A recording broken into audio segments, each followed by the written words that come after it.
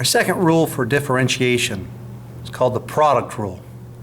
Product rule is when you can break your expression down into two distinct parts. We say f of x is equal to u times v. Therefore, when we do a derivative, our derivative would be f prime of x equals u times dv plus v times du, where dv is the derivative of your v portion of the function, and du is the derivative of the u part of your function. For our first example, we have f of x equals 13x squared times the quantity x minus 2 raised to the fifth. As you look at this, you can distinctly create one function here and a second part to the function here. So we could call this u and v. And so that's what I wrote here. I said let u equal 13x squared and v equal x minus 2 quantity raised to the fifth. And then just as a matter of keeping everything organized, I went ahead and did the derivatives independently. In other words, when I looked at this, the derivative of u would be du. So I'm using a power rule here. 2 times 13 would be 26x.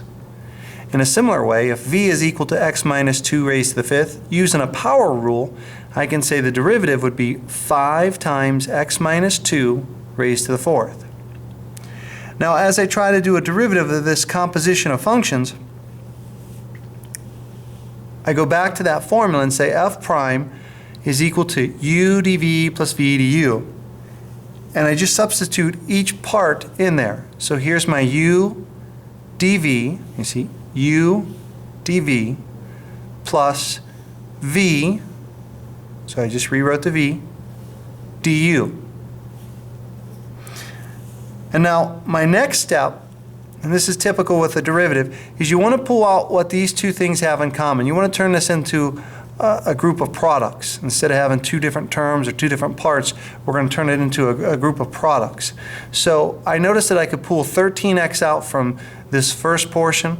I could pull a 13x out of there. I can also pull out an x minus 2 raised to the fourth.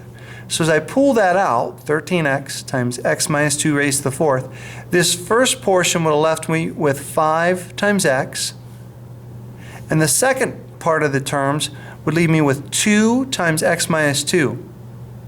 As I distribute, I can simplify everything that's in these brackets, and my final answer becomes f prime of x equals 13x times x minus 2 raised to the fourth times 7x minus fourth. This is very typical. We're continuing our trend, our idea of being able to identify equivalent statements. Most often the book will write the derivative as a series of products, and that's what we're looking for. That's your first example for the product rule.